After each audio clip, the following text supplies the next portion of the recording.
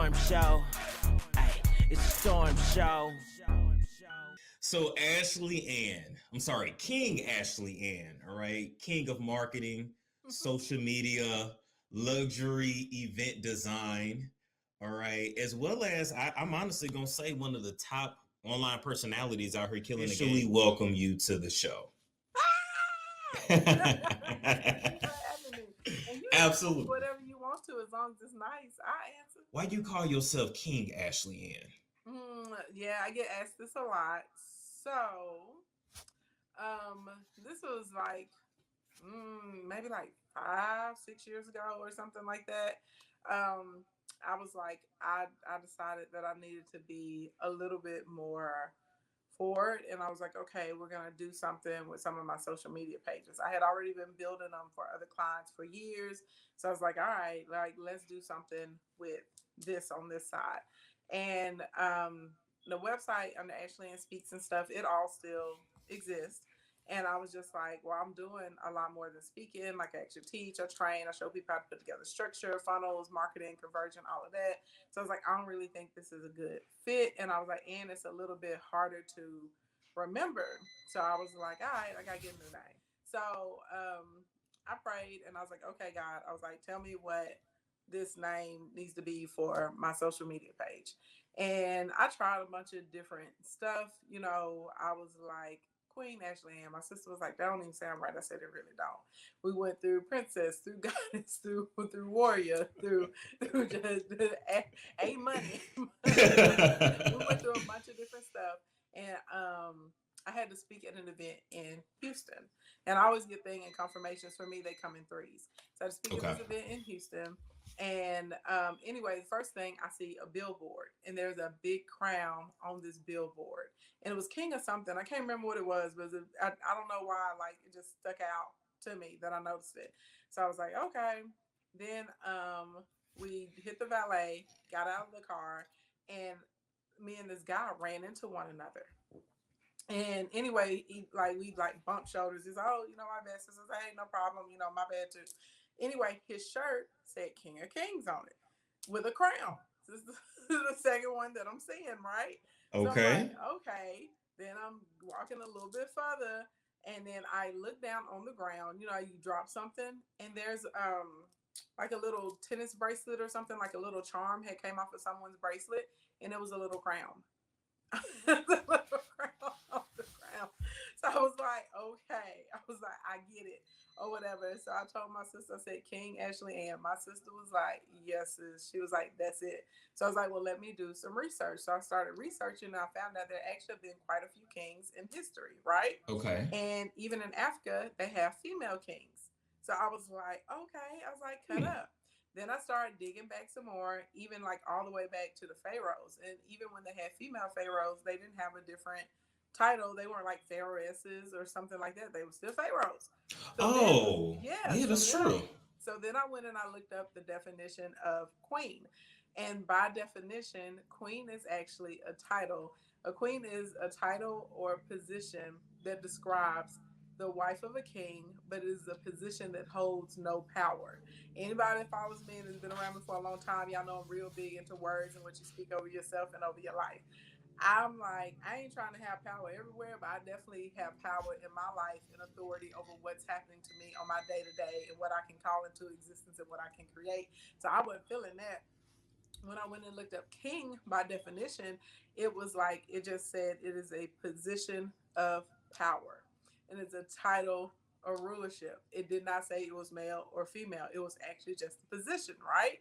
And so I was like, all right. I was like, that's what it is. It's King Ashley Ann.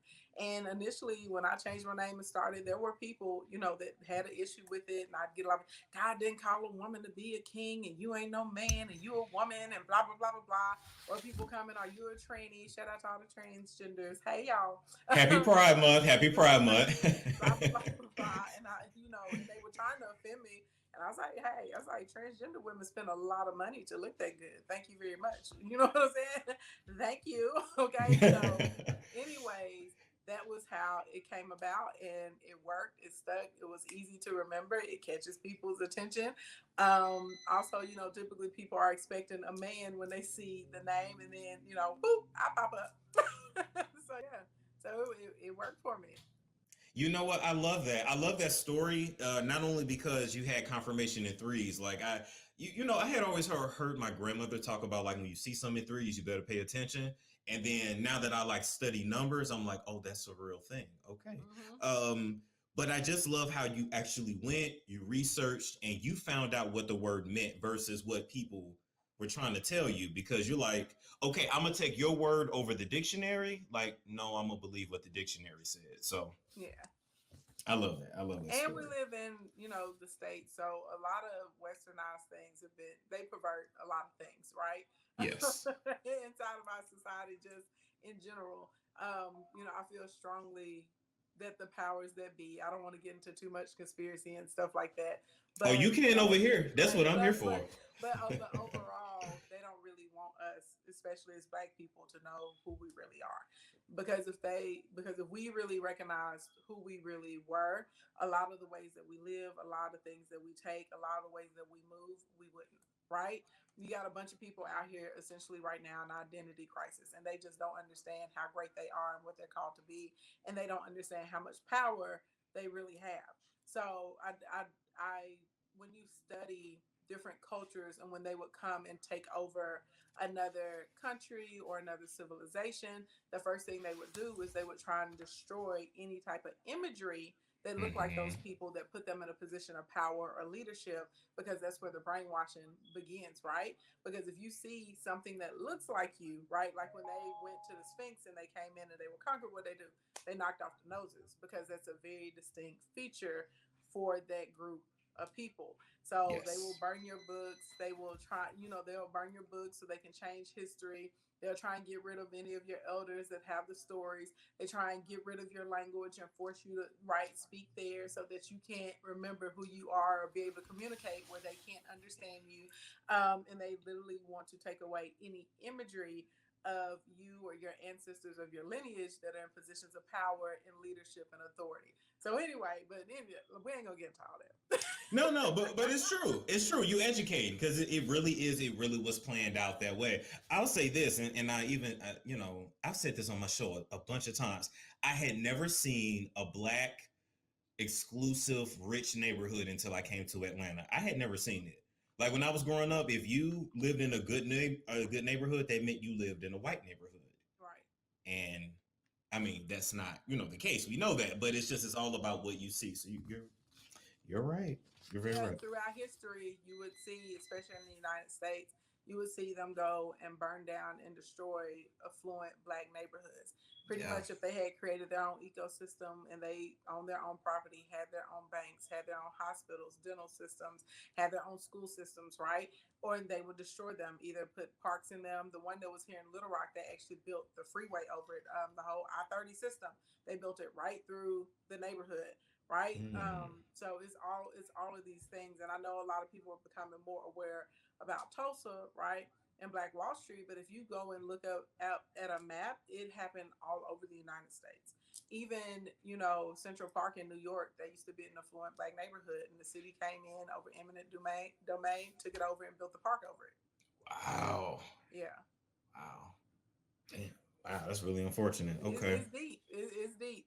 So as I said, if a lot of us really understood who we are, you know what I'm saying, and what type of power we hold, and the capabilities of, our minds, and really tap more into like how to really greet each other, speak to each other, what we're speaking over our lives, the authority that we have every day to call things into existence, it would change. Let's get to learn about you a little bit more. Ashley, where did you grow up?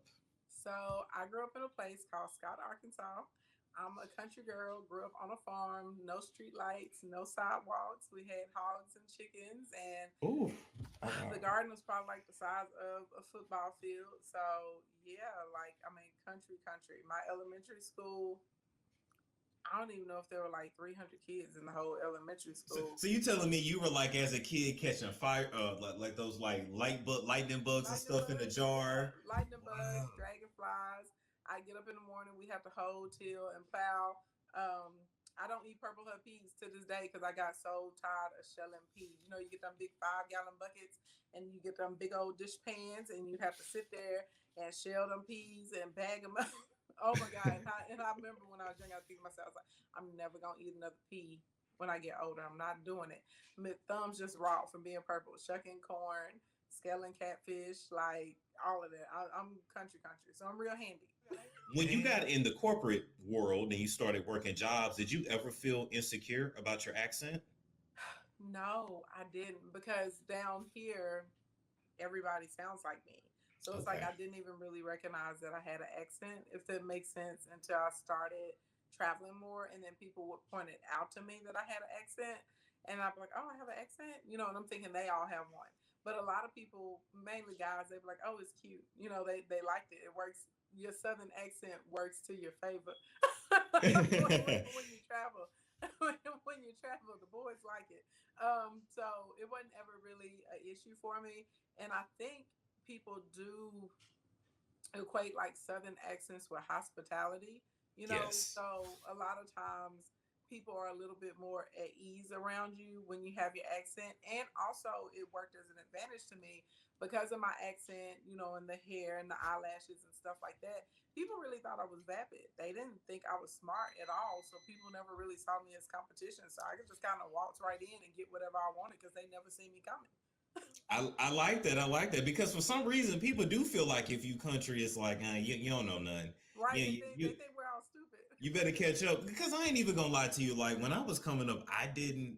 Everybody talked like me, so I don't feel like I had an accent. But then I started going other places or like talking to family that lived out of town, and it was oh my God, your accent, and I'm like, what accent? I didn't. Didn't realize. And then they start asking you to say certain words. Say pencil. You're like, pencil. Oh You're like, what? Yeah, no. it's a thing. But I mean, you know, Yes. I feel like everything is a double-edged sword. But I really feel like a lot of things that we see as disadvantages in general as people, there really are advantages. We just Okay. aren't being resourceful with our resources. You know what I'm saying? Because I went through this period where I wanted to prove that I was smart because I was so agitated by people thinking that I was stupid, right? Right. And then it was like one day it was like a light bulb switched. It was like somebody should have just popped me in the head. It was like, shut up, dummy. Like, I'm using this as a way to help you get whatever you want to get. Let people think that you're slow. Let people underestimate you. Let people sleep on you. Because if they're sleeping on you, then by the time you hit the stage, it's too late. There's nothing they can do about it. So I like a lot of things, even when I talk to clients that they're really insecure about or things that people are self-conscious about, I'm like, use that. That's what's going to make you memorable. This is going to be your calling card. This is what makes you relatable to other people. So I tell people all the time, whatever it is that you got, use that thing. It's easy for people to remember me. When I go to conferences and conventions, people will pick up the phone because I can text them or email them and say, hi, we met last week at the such and such whatever event. I'm Ashley Ann, the girl with the big hair. Oh yeah, you know, like, hey, call today at 3 o'clock. It's really easy, right? So whatever it is Yes. that you got that you're trying to hide, you really actually need to be trying to put it on showcase because that is what's going to help you have a competitive advantage because people are going to be able to remember you. And normally it's whatever people make fun of you about. no, normally, Okay. normally, Okay. normally that's the thing. You know what I'm saying? So if you like, True. you got a gap, you better put that gap on blast. Put on red lipstick every day. I feel you. I feel you because I think like for me it's like okay, I'm short, so I can use that to my advantage. Like remember the short guy that you met? Yeah, Yeah. So like seriously, because when I put on my heels, I'm like 6 feet tall, got all this hair, got all this titty. I'm like, no, you gonna know me when I walk in a room. You are yes, going to know me. You're gonna be able to see me. So like instantly, it's an easy way for people to remember. Even if you can't remember my name, everybody remembers the girl with the big hair. that is very true. Everybody does. That is true. That is true. You're right. You know what? I'm gonna start doing that. I don't think I've done that enough, but I'm gonna take your advice. I'm gonna start doing Play it up, whatever it is that you got, especially for people that are out here in the social media streets and you're trying to build like an audience or you're trying to build sales and stuff like that. that like that is your calling card. That is what will help people draw to you. That is what will help people feel comfortable around you. That is what will make people say, okay, this is a real person, and they'll gravitate Yes. towards you. I hear you. I hear you.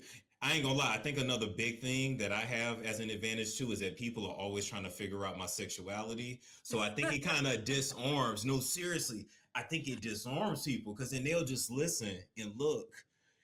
And this whole time I'm talking, they just trying to figure out They're if like, I'm what's going straight on? or gay. They don't know what's going on. And then by then, I done got you hooked into the show. So yeah. Hey ladies, summer's here.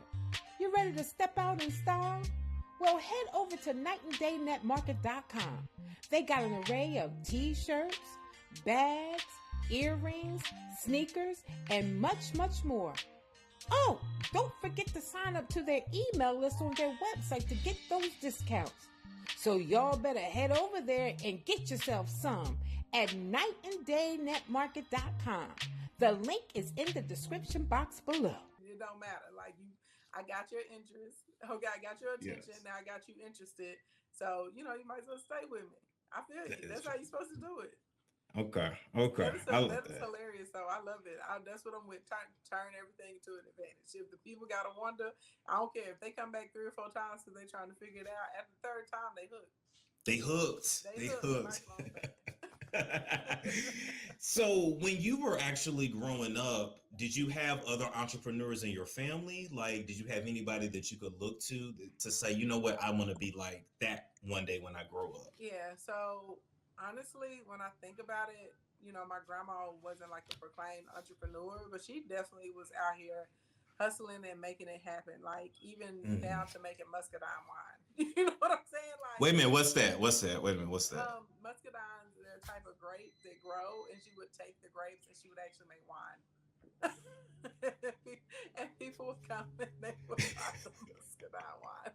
So like as far as like hustling and like in hard work, you know what I'm saying? Everybody in my family pretty much did that. But I think as far as established entrepreneur, the first one that I recognized outside of my dad, because my dad went into entrepreneurship for a while when he left the military, Okay. but my cousin Sonia. And she's probably the first 6-figure earner, you know what I'm saying, that I knew as far as like she earned it on her own through her own business and her own salons and everything. Okay. And, Sonya was just out here living, what I'm saying? She was cute. She go to concerts. She got to travel, you know what I'm saying? She's always having a good time. She, back in the day, she drove a Sunbird. Was it a Sunbird or a Firebird? Whatever that car was. Oh, that was the stuff back in the day. Yeah, back in the day, she drove one of those, you know what I'm saying? She had the roof and stuff. Like, I was just like, okay, I was like, gone, cuz. So, she's probably like the first entrepreneur in my family that I actually knew, and could talk to and spend time with. And I just thought that she was so fabulous. I just thought she was so amazing. And it's not that she was so much older than me. I think we got a few years in between us, maybe like 8 or 9 or something like that. But when you're like 15, your 24, 25-year-old cousin is out here, traveling and in these fabulous outfits and going to concerts. And, you know what I'm saying? She out here doing it and she's doing her own thing, not necessarily stuck behind a desk or somebody's telling her what to do or when to come into work or what she can wear her hair the way she wants to, put on whatever outfit she wants to, keep her nails however she wants to. And she could do her own thing. Like, I just thought that was super fly. I thought that was super dope. So I was like, okay. I was like, I'm going to figure out what my thing needs to be. And you did that. I like that because whenever I talk to people, it's always somebody instrumental, like when they're in their childhood where it was like, you know what, I want to be like them. Or not even like them, but you wanted to have some of those attributes, the freedom, the nice cars, the nice clothes, did you ever get into doing hair? For a little bit, but it was more like on my own reconnaissance. I'll be honest, like what motivated me more is what I didn't want. Tell us what you didn't want, because that motivates us too. what I didn't want. So I had like this light bulb moment, right? So I was working for a corporation. I also had a second job. I had gone through school, right? It was graduated cum laude, undergraduate in high school and stuff. you know, all advanced classes in college, went straight through, gotten out early, like everything that they tell you that you're supposed to do, right? You're supposed to go to school, you're supposed to have good grades, you're not supposed to get in trouble, you're supposed to get a good job. Me too. Tell me that too. You're supposed to start your life. And so I was inside of that cycle or whatever. And I'm like, okay, I got this good job. I'm being responsible with my money. I'm putting stuff into savings. At the time, I was dumb enough to be putting money in a 401k. I know I just made somebody offended when I said that. I said what I said, okay? And don't test me, boo. I got a whole degree in finance, okay? And I use it actively, and your girl knows how to flip the shmoney, okay? 401k is one of the biggest hustles ever known. But we ain't, you bring me back. We can get into financial. Yeah, we gonna get to that. Yeah. We gonna get to that. So anyway, I'm doing all of this, and literally by the time I pay all my bills and take care of everything, I'm lucky if I got like $200 or $300 left over. You know what I'm saying? To be able to do something with. And and it was frustrating because I wasn't being frivolous with my money. It's not like I was out here buying a bunch of purses and bags and drinking and partying and, just blowing my money on nothing. Like, I'm being responsible. I'm putting it in what I'm supposed to put it into. And it still wasn't working the way I wanted it to, right? Then I was in a company and they were leaning at the time. And so literally every day somebody was getting laid off. Oh, literally man. every day. That's Somebody nerve-wracking. was getting laid off. That was terrifying. Then on top of that, you put in all this work for somebody to bring you into a review board and tell you get like a 50-cent raise at the end of the year, right? So I'm looking at all of this. And then I'm looking at these other people that are living the life that I thought I'd be living. Remember, because they tell you work hard, keep your head down, go to school, you come out, everything's gonna be super duper great. Nah, I'm looking at the people that's out here living the way I want to live. I notice all of them own businesses, or even if they had the 9 to 5, they at least had a side hustle. Yes. Every single one of them. They did that. And then the second thing, either they had real estate or they invested into stocks.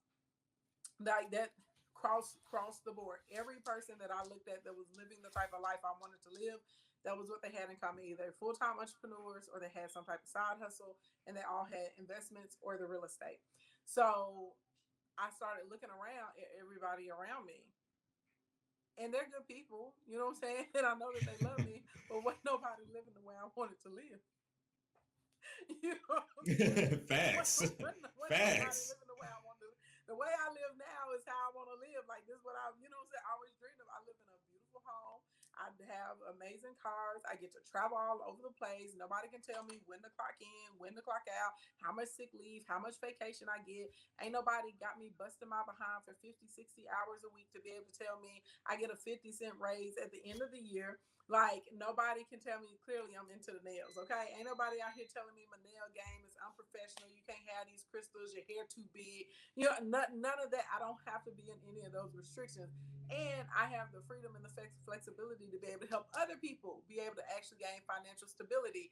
And I can say whatever I want to say and do whatever I want to do, because nobody's going to say, oh, we don't like your conduct, you know what I'm saying, outside of work, your representation of my company. And because I don't like your political views, or I don't like your cultural views, or I don't like that you're marching, or I don't like that you donated, to this organization, I'm going to can you, you know what I'm saying? When I really looked at how other people were living, I didn't really know anybody that was really driving what they wanted to drive, that was living in the type of house they wanted to live in. I didn't know nobody. Like, okay, for instance, I just came back from Puerto Rico. I took my whole team to Puerto Rico, all expense paid, put them in a luxury resort, flew everybody in. We out here spending racks every night on dinners, drinks, taking salsa lessons, ATV tours, just having the best time ever. That is amazing for me to be able to bless, other people like that. During COVID, my team got bonuses 10 months out of the year. I was excited. I'm paying out bonuses almost every month of the year. I'm excited to be, what I'm saying, baby. I didn't know anybody personally when I was growing up that had the ability to do that. And so I was like, I don't want to be out here barely making it, having to work a second or a third job my whole life. And then now I got to wait until I'm 65 or 70 before I can really travel. I got to wait until I'm 65 or 70 before I can, pick up my hobbies or do things I'm interested in or learn a new skill, because you got to keep that good job. And I'm not out here dissing anybody that has a job, because y'all know the people on the internet, y'all like to twist stuff. Ain't nobody said that. But what I am saying is one revenue stream is not enough. And even if you want to keep your job, you better find a job that is something that you like to do. As an adult, you spend more than half of your waking hours working. You should be doing something that you like to do. You should be doing something that makes you happy, something that makes you fulfilled, something that gives you some type of purpose. If you wake up and you got the Monday blues, if you wake up every day and these people at your job are pissing you off, you're in the wrong place. That's not what you're supposed to be doing. Yes. You know what I'm saying? If you're, and this is the thing, if you're an entrepreneur or you're a side hustler, especially if you're a Black person, I know it's all kinds of people in your audience, but let me speak specifically to the Black people right now. Y'all want things to change in our communities. Y'all want things to change in our neighborhood. You want better infrastructure. You want better school systems, right? You want better education. You want community centers. You want better development. You want different laws, right? You want different people in the Senate and the houses and your judges and your local government. It takes money. It does. Money makes the world go round. Yeah. It takes money, and then somebody gonna try and come through with a Bible verse. Stop yourself. Me and the Lord got a good relationship. Money is the second most mentioned thing in the Bible. Go on and look in there where it tells you got a duty to leave something for your children and for your children's children. So stop try it, right? And my financial principles come from me reading the Bible. That's what God gifted me in. I can spot out money like this when other people cannot, and say, oh, that's where he's talking about investments. Oh, this is where God is talking about this. Oh, this is where God is talking about diversifying your portfolio. I can spot it out. So at the end of the day, us as Black people, we're 8 times more likely to hire another Black person. You want to see unemployment go down in our community, hire other Black people. You want to see more wealth in our community, hire other Black people. I was so proud to be taking my staff, my crew on that type of trip. I'm so proud to be able to give people bonuses. I'm so proud to be able, halfway through the year, they don't get 1 raise cycle. We get 2 raise cycles. As long as we hit them revenue goals, it's going up. That makes me proud. That makes me happy. You know what I'm saying? To be able to be a positive impact. It makes me happy to say I've helped over 11,000 people make money. 700 of my clients are 6-figure earners. 149 of them have done $1 million in under a year. I got 9 clients right now having $1 million months. It takes us to be able to pour into us, you know what I'm saying, into our communities. And, Black people that say, I ain't got no money. No, we got plenty of money. Yes. I tried to tell a friend, why do you think every time a movement has come up where Black people are saying, oh, we're going to leave the country, why do you think the government shut it down every time? They can't survive without us. We spend, what, $1 trillion a year? Something like that? Yeah, over on consumer goods. And this is the thing. Then Black people go, oh, we got to spend Black. Okay, well, the problem is there aren't enough Black people who are businesses, right? Because let's even take an example of a supermarket. How many Black-owned transportation companies do we really have? And I'm talking about beyond the trucks. Who y'all know with a Black-owned shipping company to get produce and spices and goods from other countries and packaging and stuff like that? None. I don't know any. Where they at? How many Black people own the land or the real estate for the grocery stores? How many Black companies are out here like producing the refrigerators and the freezers and the shelving that you need for the stores, right? Like it goes deep. So then whenever you got Black people that got money, well, you have to have enough Black businesses to circulate the money to other Black businesses, right? And so we have a shortage of the business owners as well. When you look at the millionaires in America, only 8% of them are Black. I mean, those are stats. You can't argue with those. You know what I'm saying? It is what it is. So it gets so deep, because there's always somebody that wants to come in and they be like, money ain't everything. Money answers all things. All right. Try living without it then. Since money ain't everything, try living without it. But my thing is, Ashley, is so many, especially like my grandmother's generation and stuff, and they know the Bible from front to back, but for some reason they see money as evil. And I'm like, no, that was a lie that was given to you so that you wouldn't live your best life. Yep. Somebody that's trying to enslave you is not going to help you live your best life. That's all I'm saying. So of course they're going to teach you money is evil. Like, of course. Absolutely, positively. And then they love to say money is the root, evil. And it's like, no, the love of money is the root of all evil, not money. We Not live in a money. world of commerce, like it is what it is. And people always forget that Jesus was an entrepreneur. That's my favorite thing to tell Bible thumpers. I'm like, Jesus was out here a whole carpenter. He was out here traveling. Yes. He was on the road. He was working. He was putting in work. Jesus was a whole entrepreneur. I'm like, what are y'all talking about? Then everybody get quiet. And let me tell you something. If the Son of God can get out here and do what he got to do, ain't no excuse for nobody. Ain't no excuse. So you know what? While we're talking about money and evil and the way that really Black people have been lied to in this country, yeah, let's talk about this real quick. Why Black people afraid of alternative manifestation techniques? Why are they afraid of the rose water, the crystals, the amethyst spray, Florida water, whatever? Why? What you talking about? I got my whole Boom. charge left. Okay. Hey, Boom. Why they so afraid of that? Because we don't know who we are. Like, period. A lot of us don't know our history because it was ripped away from us.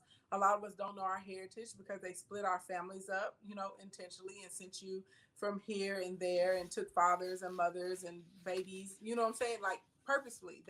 That's really what it is. And a lot of it has been this spiritual manipulation, if I'm gonna keep it 100, that's been used to keep you in place and control you, right? And it's really interesting, especially the people that have something to say about crystal, like, oh, that's divination. I'm sorry.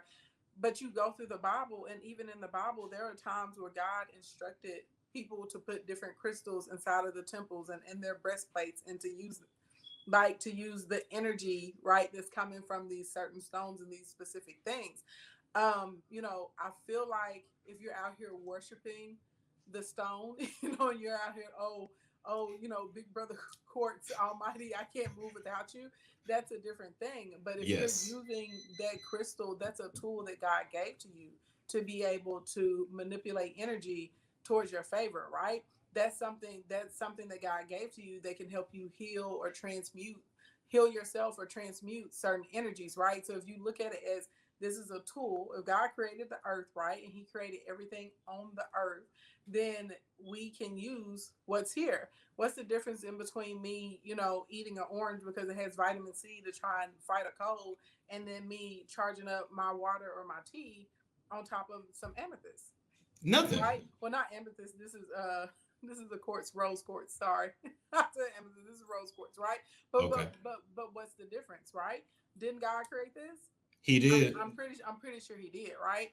So I think for a lot of people, if they can get out of being religious and get more into a relationship with God and open themselves up to spirituality and say, okay, God, lead me and guide me and direct me, then I think that they would be in a better place. Because it's the same way I see, church people having something to say about, maybe someone that's a psychic. Okay, but there are prophets and oracles all throughout the Bible. Thank you. And right? And anybody, you can pick anything and use it for evil and use it for good, right? That's where discernment comes into place. So if there's a seer or if there's a prophet, right, or if there's a psychic, and this psychic is attached to say, hey, I believe in the big God. This is who gave me my gifts. This is who gave me my powers, and I'm going to use them to develop and raise up the kingdom. Then that's what it is, right? It is. Then that's what it is. If you're going to be speaking prophetic words into people's lives, how do you explain somebody that doesn't know you from a hole in the wall, and they can come up to you and read you your whole life? They can read you your whole script and what you did this last week and tell you what God has for you and how to keep going on your path, or maybe when you need to turn around. There are plenty of stories in the Bible where men and women of God, kings and queens, would go to see the seers and the prophets and the dream interpreters, that God had given those people their gifts, right?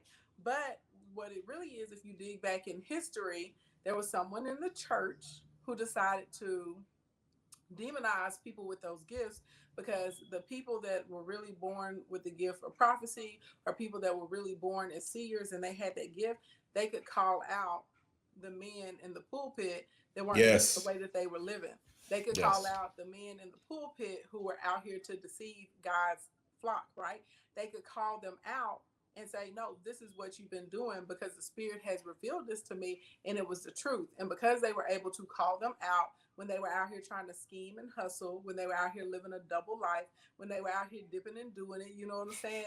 When they were out dipping and over, spreading it wide and all that other stuff they weren't supposed to be doing, then they decided that they wanted to demonize people with those gifts, which is really interesting because now if we're in the church and I've demonized you and I've ostracized you from the church, well, where else are you going to go except for into the world?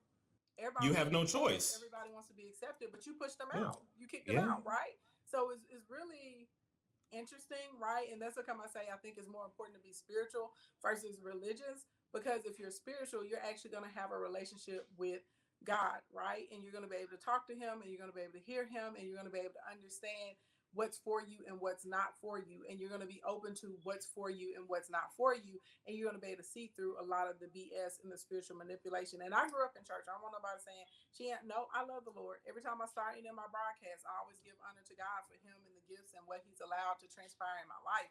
So I have a very close relationship with God, and I'm a person who grew up in church, family full of pastors, ministers, missionaries, all of that good stuff. But once you actually get into relationship and you start reading and learning for yourself, and you start looking at what's going on instead of what someone's telling you, you actually start watching. It's just some stuff that you can't unsee sometimes, and it's some things that you can't unlearn. Just like that. And even like on the show here, when I bring people on from different spiritual backgrounds, I get all the messages. You be careful, Storm. You be careful. That's the devil. I mean, they be. When people being there telling you you're going to hell and all kinds of stuff, and I'm like, well, shit, you gonna be there first. But wait a minute though. This is what always gets me, right? They love to talk about the spiritual community, but then I'd be like, but don't you worship zodiacs? Every other day y'all talk about zodiacs. So I'm like, y'all know it's the okay, all right. Same thing. Got questions? Talking to one of the world's top 10 psychics ought to help. Dr. Linda Salvin is amazing with an uncanny ability to clarify your issues and bring you quick and accurate answers and predictions. From the White House to the homeless, Dr. Linda has helped thousands over more than 2 decades on her national radio show, by phone, in person. When you need answers, Dr. Linda lights the way. Book time with this gifted healer and clairvoyant now. Visit lindasalvin.com or call 888-509-1077. And you can bring Dr. Linda's metaphysical healing home with her spirit-filled candles, Wicks of Wisdom, where pure essential oils and elements are powerfully released through her proprietary rituals to assist you in love, legal, career, finances, health, and more. Wicks of Wisdom work. See them and order yours at lindasalvin.com. Always fun and accurate, Dr. Linda's visions bring you solutions. Call 888-509-1077 or visit lindasalvin.com. When did you create your first business?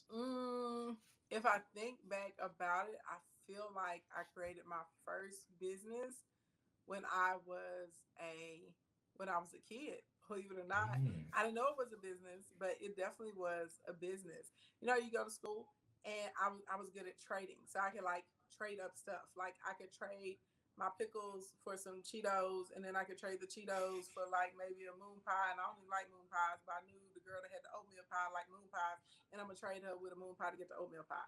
so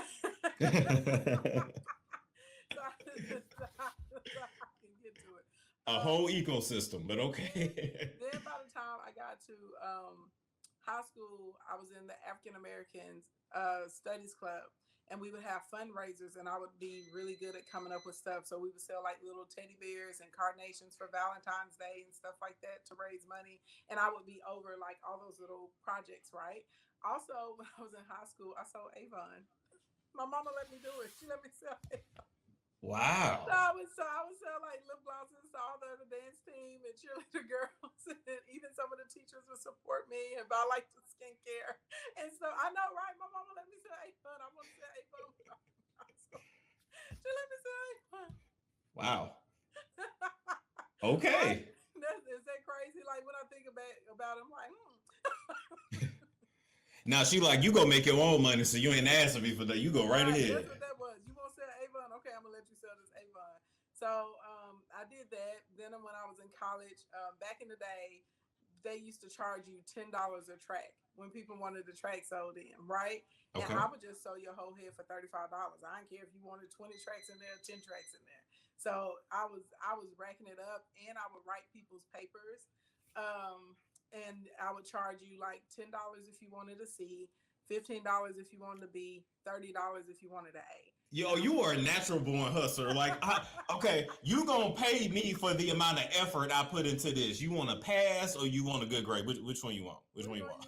And I was out here writing papers. You've been hustling for a very long time, but you did it while you was in college. Now in 2021, I ain't gonna lie, Ashley, I be telling people stop forcing your black kids to go to college unless you're trying to do a certain career. I don't see how it's worth it a lot. But what are your feelings on it? I agree 100%. And I'm not saying that I don't value education.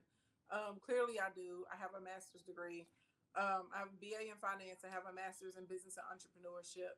But, you know, I see people every day that have like 4 and 5 doctorate degrees and they can't pay their bills. You know what I'm saying? Like that, okay, you have some level of prestige because you got some letters behind your name, but you still can't get out here and make it happen.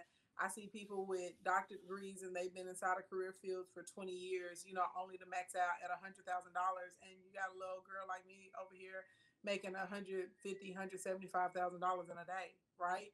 I have clients making $20,000, $30,000 a day, right? We got people like you. I ain't gonna put your numbers on blast, but I'm gonna tell y'all this: Storm ain't broke, okay? Bling, bling, bling. I'm gonna tell y'all that. I'm gonna tell y'all that he's far from poor, okay? He's far from a pauper in the streets. I ain't gonna put numbers because then they're gonna be trying to buy $5 from you, okay? Right.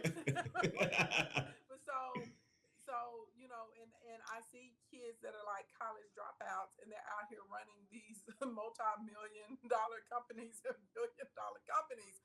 So I feel like when I meet people, friends I have that are from other countries, like they don't try and push everybody into college. They push some kids into skills, right? And I think that should be more of our path. If you have a kid and they're really good at like putting together things and taking apart stuff and building little widgets and robots, you should develop that, like that STEM, right? Because if they can get a career in robotics, that's the wave of the future. And they may not need to go to college. They're like Google is hiring kids right out of high school and paying these kids $100,000 and $200,000 a year because they understand robotics and automation is the wave. Like we've already entered into it, whether people, you know, realize it or not. But yeah, we're already here. So like different things like that. If you get a kid and they are very interested in plumbing and pipes and how stuff works and they want to get an apprenticeship with a plumber, plumbers make great effing money. I've never seen a poor plumber. Ever. Let me tell you something. Let me tell you something. Because I worked with the plumbers and the painters when I was in Arizona. I remember, right? So I'm the assistant manager of a store, and these white folks. Oh, I'm sorry. These white folks told me I should be so proud because I made $39,137.12 a year. Right? Damn, I remember the number. That was my salary. Right? Wow. And I got a whole college education, and I should be happy. But Juan and Eduardo come in. Benzes, big old F-150 trucks, 10 kids, big houses out there in Surprise, Arizona, Scottsdale. They live so, but they had the dirty jobs in society, especially if you're an 80s and 90s baby. They tricked us into thinking you didn't want to do that. Like I remember having teachers. I remember this teacher was like, "You see those people out there dumping the trash? This why you guys need to." I forgot what class it was, but this why you guys need to stay in school because you don't want to be them. But I didn't know he had more money than her. He had more money than the teacher, right? And better benefits. Like I didn't know. So we've been fooled. I think when kids, like if they have a natural gift or a skill set, I do think parents should work on developing that instead of just pushing you into the little college box. I also think if you have a kid and you see that that kid is like really consistent with something, right? Because I started my business when I was 21, and I'm very thankful and grateful that my parents were supportive of me and helped me. And I tell people all the time, like that's where I am. And like I had a true, you know, family business, but they helped me. My parents weren't like, "Stop that, that's stupid." No, they were like, "Okay, she's really serious about this. We're gonna support her and help her, you know, pursue this."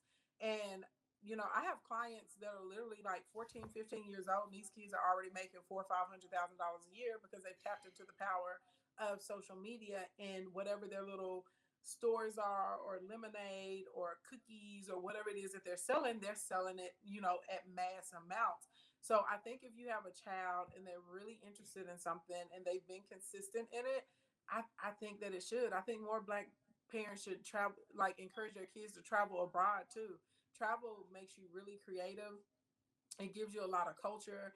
It Yes. helps you to see things, and to be able to become a better communicator. It helps you to understand more about other people and have multiple perspectives. So even if you get a kid and they're like, well, I'm not really sure what I want to do, maybe ask them if they want to travel abroad for, 6 months or a year, or go to school abroad. I mean, I feel like those things should become more normalized inside of our community.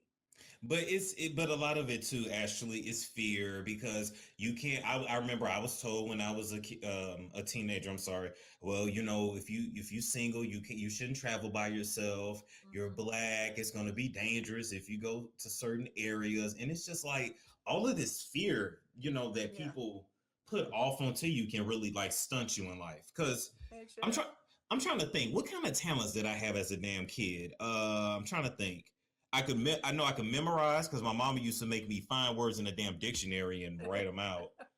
And now we don't even use dictionaries, but that, and I could always just talk, and I could talk my way out of things. So if somebody had gave me a mic at 6, Yeah. like imagine where I'd be now at 28. So no. Heck yeah, it is. And I think too, exposure is a big part of that. Like, you're absolutely right with the fear, and also exposure, because I feel like we're the first generation, as far as like Black Americans, where we're taught to thrive. Our parents were taught to Yes. survive. You stay in the line, because it was literally a matter of life and death for them. You know what I'm saying? Like, You're and right. then they Facts. didn't have the options that we had.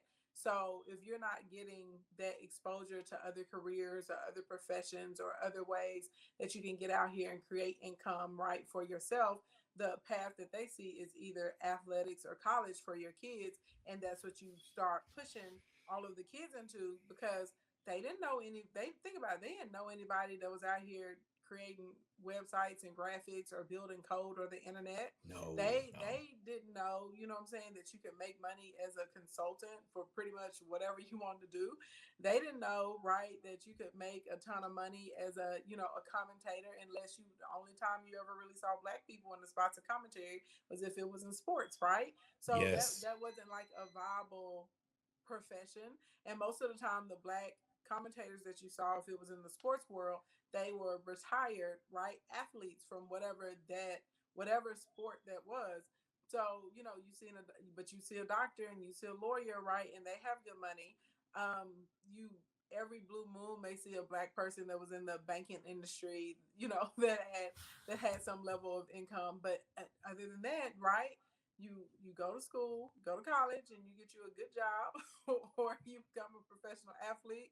And then you would see us as far as like entertainers, right? So singers, musicians, actors and actresses, and things like that. But that was about it for a long time, right? True. Most kids in the 80s and 90s, where you can be a fireman or a police officer, you can be a doctor, you can be a lawyer, and there's nothing wrong with those professions. It's just that there are more professions than those, right?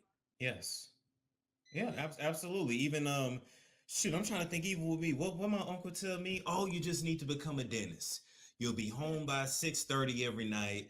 Get married, have 2 kids, and just live your life. And I'm like, well, you done planned out my whole life. I'm like 15. Like, what? Like, what? I don't like people's mouths. Like, that's not gonna, it's not gonna work. I'm not And gonna then, be able to dig in somebody's mouth all day. and then you got grandma talking about, oh, you just need to go to the military, and Mhm. no, And or that post was a office. and that was a way out for a lot of people. My dad went to the military when he was 17. Like Yeah. that was it. And he said, I think he told me back in the day, it was either, he said, well, the government is gonna end up having you one way or the other. You can go to the Mm, military or you can go to the pen. Like, that's crazy that's that's what they're crazy. telling kids. That's what they were telling kids. Hey, you're gonna end up working for the government one way or the other. You're gonna end up in a pen or you can go to the military. You're telling a whole generation of young Black boys is. Yeah. God, that's sad. That's really You know sad. what I'm saying? Like, think about the options that they were paying for our parents. They very, very seldom did you have someone saying, you can really be whatever you want to be. True. You can really create this. It was like, no, go do this because this is security. Yeah. Damn. Only to find out years later it ain't no security, because I've even watched my parents like work all these years, make a mistake at a job. They were like truck drivers, bus drivers, whatever, have an accident, get hurt, and it's like you lose your livelihood and you lose everything. And I'm just like, that's one thing that was attractive to me about entrepreneurship is nobody could put a limit on how much I can earn. And just like you said, if I do make a mistake, because all players F up sometimes. That's just reality. You know what I'm saying? Like that, there was nobody that could give me the boot. Nobody could come in one day and tell me, "Thank you for your services," and that's it. I love the idea that as long as I'm working and as long as I can figure out how to scale this thing up, then I can create whatever I want to create. For someone who, they have family, they have responsibilities, they have a job, and now they're trying to start that part-time hustle, trying to grow it into a business, what kind of advice would you give them if you could give them like 1 or 2 tips? Yeah. Okay. So first thing first, use these social media streets to your advantage. Social media is free 99. Okay. You're not going to be limited by your geographical location, and you actually have the ability to meet thousands of new people every day in social media land. Yes. Also, when it comes to marketing and advertising, stop trying to free 99 your business. Okay. This is coming from an energetic perspective. I want you to think about this. How can you expect someone to invest in your business as far as becoming a customer, right? Patronizing you, buying your services or your offers or your membership or whatever it is you got, and you won't even invest into your own business. Like, if you can't be cheap with your own business. I'm not saying put yourself in debt, but you should be trying to get the best your money can afford. You should not be looking at just the cost of something. You should be looking at the benefit of it. And you should always ask yourself, how much money is this going to make me? My clients, people always ask me all the time, what's the difference between my 6, 7, and 8-figure earners? None of them are ever concerned about the cost of something. They're always looking at the quality and how much money are they going to make back. Remember, this is your business. If you won't invest in your business, don't expect me or anybody else to invest in your business.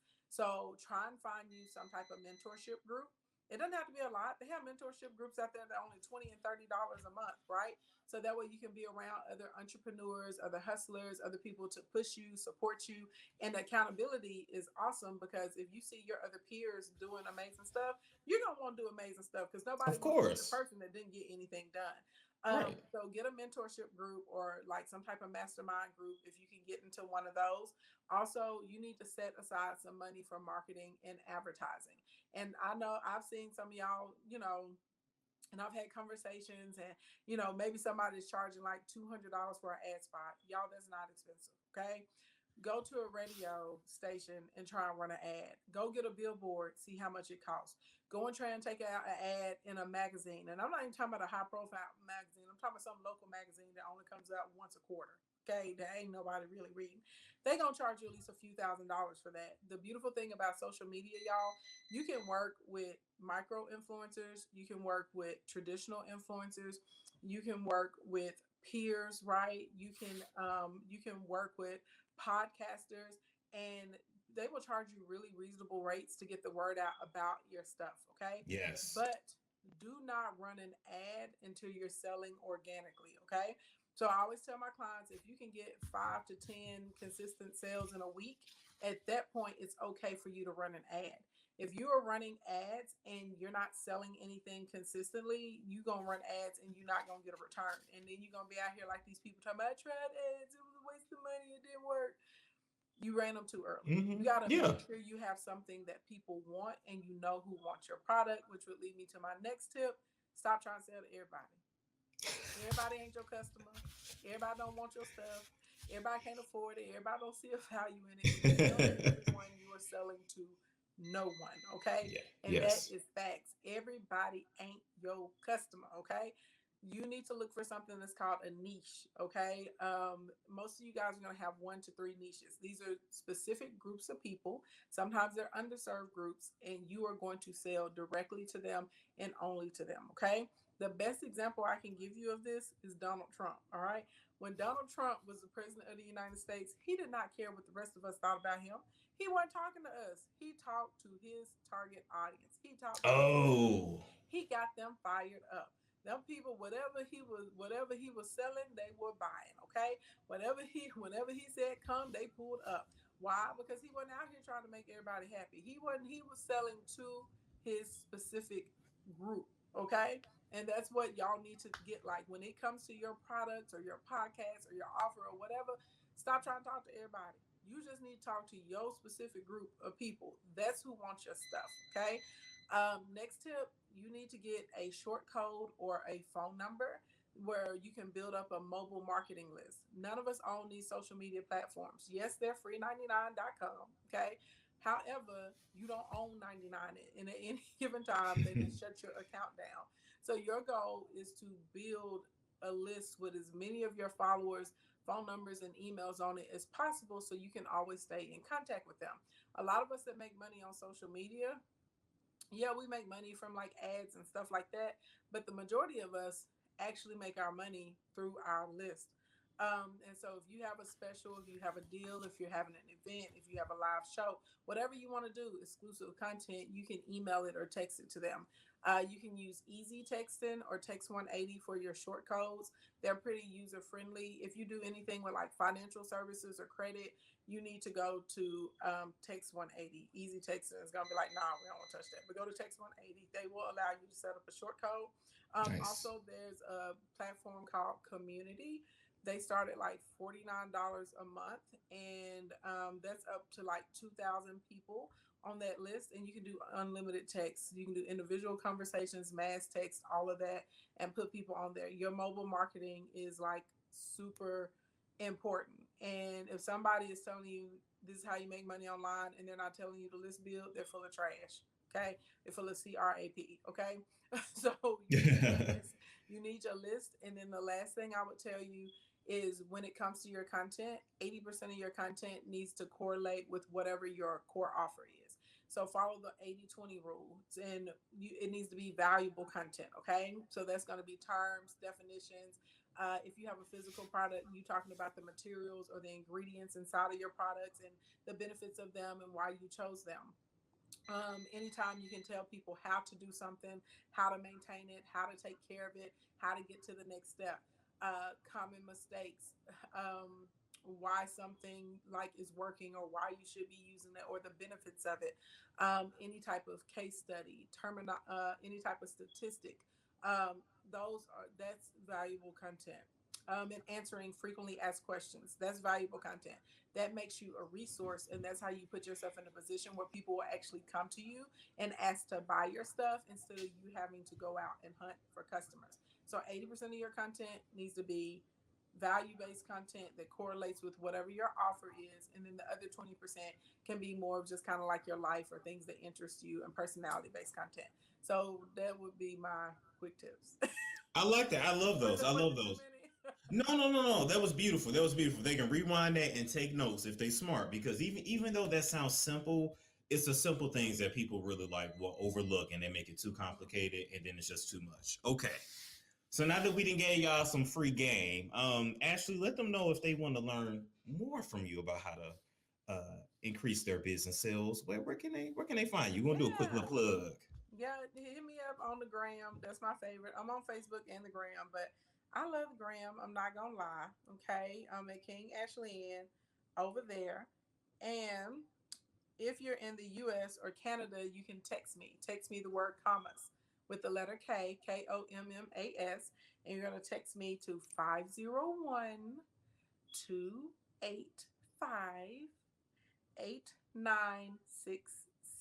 Okay, and what I'm gonna do is I'm gonna hook you up with a free marketing plan for social media. It comes with a cute little worksheet. It's a whole video training, so you can go through and get out here in these streets and start flipping a cute coin. I love it. I love it. I love it. I love it. So now, because we do plugs all through this video. Okay. Moving right along. Ashley, you've been married before, right? Mm-hmm. Okay. Now, let me ask you something. For the women that are married and they have a husband that does not support them trying to better themselves, what would you tell that woman? Oh, chill out. Let me tread lightly. Because I don't want nobody out here talking about Ashley said I need to leave you. It is more difficult to build your business when your spouse is not supportive. I'm not even going to sit here and lie and say that it's not. The first thing I would tell you to do is try and have a conversation. Just try. I'm not saying they'll listen, but try and have a conversation and explain to them, how important it is and the benefits of it for the family.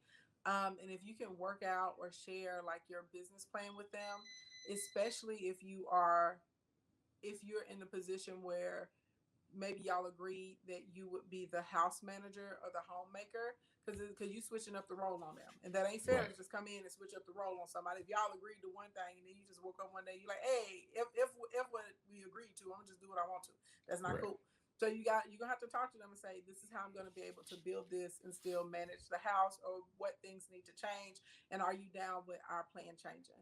The second thing is, if your spouse can be involved, and I'm not saying they have to be involved in like your day-to-day decision making, but maybe if you have a problem, or maybe if it's a new selection or something, go and ask them their opinion. Don't try and, don't try and make them feel like, well, all she care about is her business. She don't care about me no more. That's always going to give you bad Mm. results. I would also tell you, don't put your spouse in competition with your business. So like, you got to have distinct business time, and when it's time for you to be with the boo, you know what I'm saying? It's time for you to be with the boo. You got to Yes. cut the phone off, close the laptop. You know what I'm saying? You got to leave it alone. Like, it's actually boo time. Now, my situation was different. I got up out there because my ex-husband was very abusive. He was physically abusive and he was emotionally abusive. He didn't want to get help for his issues that he was having, and I had to kick rocks and get on down. You can't, if somebody won't help themselves, there's nothing you can do about it. You know what I'm saying? It's You time to can't go. change them. If You really you can't. can't change somebody. So if you're a No. woman and you're in my situation where you're dealing with physical abuse, if you're dealing with maybe severe mental and emotional abuse, you may need to look at getting out of there, right? Because it's not gonna stop, And if you're with somebody that doesn't want to help themselves, you have to ask yourself, what type of life do you really want to live?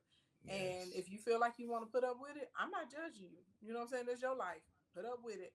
But if you know, like, this is not really the life that God called you to live, you got to exit, and you're going to be okay. Because I was worried, and I was like, oh my God, am I going to be able to make it?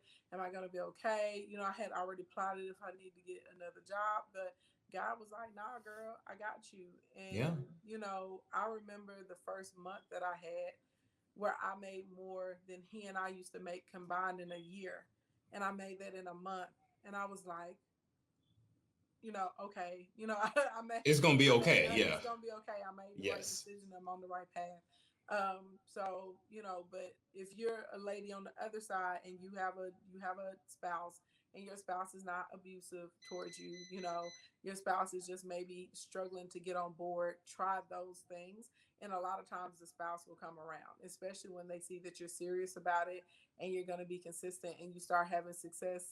They come on. They get into it, and then a lot of times it'll go from your business to the family business. So one thing I always wondered, being a woman, being in business, being a hustler like you are, do you ever struggle to say stay in your femininity when it comes to your personal relationships? Or do you find yourself being like, they say bossy, but do you find yourself struggling with that? Because a lot of women do that are successful. Yeah, if I'm keeping it funky, I used to, and I had to like really be conscious about it. And shout out to my male cousins because they would help me with it. Like when I was being too much of a man, too much of a leader, too much in the masculine energy. Okay. They would like check me real quick. They'd be like, "What are you doing?" I think for a lot of women that struggle with flipping the switch is you have to be with a partner that allows you to feel safe. Because what I've noticed about a lot of very high performing women, we learned at an early age and we were taught it through experiences, a lot of us, that if we didn't do things didn't get done right, people got hurt. You would experience like a high level of disappointment. And so that's kind of what put that thing into you to work the way that a lot of us do. And that's why a lot of us become overachievers, right? Also, feeling like there's no guarantee that I'm going to be with a man or that someone's going to take care of me or I have a family. And unfortunately, a lot of us watch moms and aunties and, Miss Glenda next door. We watch women get dogged out. We watch them get mistreated.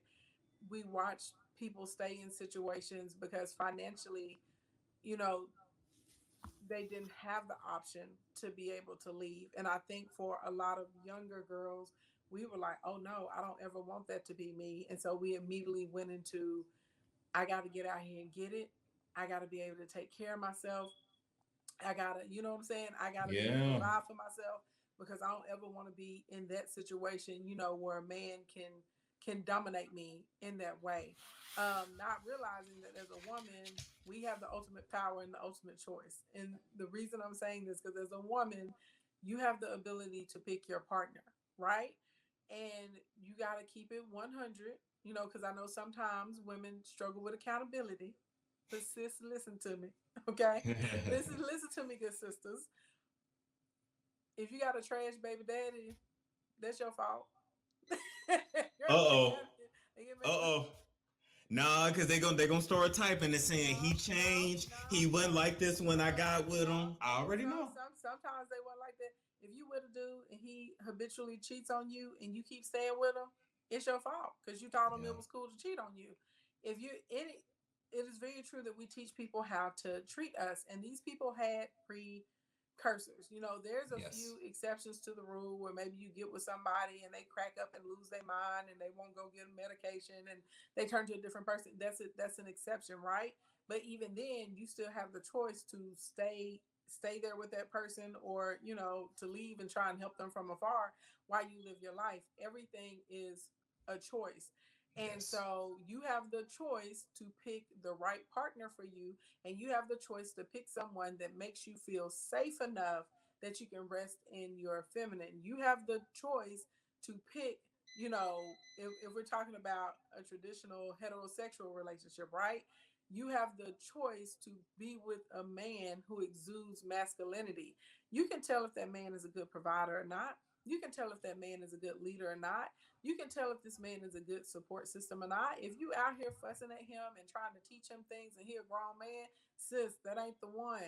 That ain't gonna be the one. Why are you wasting time with that? You need a Yes. man who has himself together. Sis, you knew that dude had bad credit. Why is you dating a dude that's 35, 40 years old? He got bad credit and ain't got no credit cards with over $1,000 limit. But then But you mad but then you mad because he can't provide for you. Nah, sis. but I can change him. Right. Actually, he ain't met a woman like me. He ain't had no coochie like That's mine. what it is. And he has, girl. Okay, look. Men do what men won't do. That's what you need to understand. If a man Yes. decides he wants to be faithful, the man is gonna be faithful. If the man decides he's ready to be in a relationship, that's when that man is gonna be in a relationship. You can't make them do nothing. Men do things on their own. And so if you are struggling, if you're a woman and you're struggling with being in your feminine, you need to practice one, looking more feminine. Because I know sometimes when you're in male dominated industries, um, and I know sometimes, a lot of women don't know how to deal with the men coming on to them, right? So they'll try and Mhm. make themselves less attractive. It's something that they do subconsciously. Child, you still better be just pretty as you want to be, okay? But you just have to learn how to speak and how to maneuver, right? And how not to put yourself in certain situations. That's really what it is. Um, you got to be better though at picking the guy because we have the power for that. And I do feel like as a woman, if you pick the right guy, I do think it's easier for you to take your boss hat off and just be like, okay, you know what I'm saying? I can roll into bae into bay role. I also Yes. think as women, we have to realize there's power in our femininity, even in the workplace, because there are some things that I'm able to get because I am feminine. There are some things that people will let slide. There's some extra bonuses that they will give to me. There's some ways that some men, some decisions they will make, right? Because of my femininity, right? So understand there's power in your femininity and you can sway and change things how they move. I think sometimes women are taught that there's only power comes from masculinity, and it's not true. Women, we have the power of persuasion, and you can use that to your advantage to get whatever you want to, even in the workforce. That is true because I'm a sucker for a smile. I can't even front. Like, I be like, okay, okay, all right, I'm gonna work with you. See, Okay, that's how they get you. They just smile and bat their little eyes. pretty much. And if you But cry, and if you cry, I'm just like, oh God, what? Here you go. Yeah. but yeah, I think doing that, and then as a woman, if you're a boss, you have to find like some type of time to decompress. You know what I'm saying? Like, Yes. okay, like maybe you need 30 minutes or you need an hour when you get off of work so you can get out of boss leader delegation mode and get into I'm a receiver, I'm in a relationship, I want someone to do something for me. And you also Mm. need to learn when men are around, stop trying to exhibit all this independence. Mm. We have identities, right? I'm big into words. Independence means single, it means solo, it means separate. How can you sit here and say that you want to be in a relationship and you're screaming all the time that you're an independent woman? You don't have to be independent. You have an identity. Okay, that's Yeah. what you got, not independence. And if you're around and there are men, I'm not even talking about men that are in a relationship. Literally, men run to open up doors for me because I look like a woman. You know what I'm saying? Like, I look like a lady. I let the men open the doors. I'm not over here. I can do that myself. I don't need you for that. For what? If a man wants to buy me a drink or a coffee, thank you so much. I appreciate that. If you know what I'm saying, if a man is in my way, I'm not gonna say move. No, I'm gonna say, excuse me, sir. Is this seat taken? Or excuse me, can I get by? Oh, of course, dear. Right? It's all in that. If a guy is trying to ask you to Netflix and chill, you don't have to cuss that man out. Like, Right. just send him back a text or call him and say, hey, I'm really enjoying getting to know you. It's a little late. Is there any other time we could meet this week? The guy Oh instantly man. got that. He instantly just got that you don't want to Netflix and chill, and you didn't have to cuss him out. And guess what? That guy will keep seeing me. He gonna stop texting you back, but he gonna keep texting me. He gonna call me. He gonna take me out. He's gonna take me somewhere really nice, probably somewhere that requires reservations. He's gonna bring me flowers. He's gonna get me a nice gift because I know how to talk to him. I'm not gonna look at the guy and say, "What? You're not coming behind me wearing that." I know, girl. You gonna look at him and say, "Babe, like, baby, you cute, but man, oh, you be so sexy. You turn me on so much whenever you're in this shirt or in this jacket." He gonna be I grinning like from that. ear to ear. He gonna be like, "What I do?" He finna go buy 10 of them jackets in different colors. Like, He it's is. Oh, he literally finna go get it now. right. It's literally using your femininity, and so I think once you remember, like, hey, I'm a girl. You know what I'm saying? I'm not a man. And yes, I'm a powerful woman. However, I possess certain powers that men do not possess. Let me use this to my advantage. I think it makes it easier, right, to get into the femininity role. And then Yes. also, like I said, being responsible of the partners that you're picking. So, because I noticed, I personally don't deal well with men that aren't assertive. And I know technically there's no such thing as an alpha male, what they would call it, but by the definition of an alpha male, like, I tend to do better with those type of men because I like Okay. men who are leaders. I like men who have direction. I like men who are ambitious. I like men that are actually putting action towards stuff. I like men that are consistent.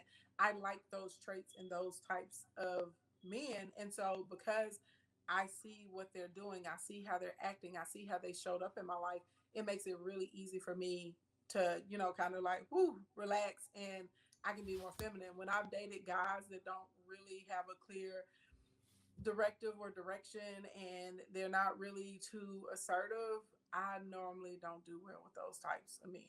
And I will notice, it's like it's forcing me to be the leader. because they don't. And know. you don't want to be And, that in your you know, relationship. and so because of that, I have a really difficult time moving back into my femininity because I'm like, well, if I don't do it, who gonna do it? Because he ain't gonna do it. So I had to realize that about myself. You know, I gotta make sure that I do a good job of picking the right type of guy, you know, for me and for my personality type. No, I hear you. And I ain't even going front with you.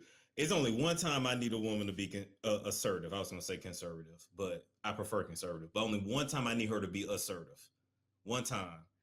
When the waitress get the food order wrong. Like, when that food order wrong, like, I need you to be like, he didn't want that on his burger. Like, I need you to be able to do that. Because Like, ma'am, that is not what my man likes. Okay, I'm going to need you to take this back to the kitchen. The only time. I'm going to need you to fix this way and that way. And I think a lot of women, though, honestly, it's fear. You know what I'm saying? For a lot of really successful women. Okay. I really do. I think it's fear of,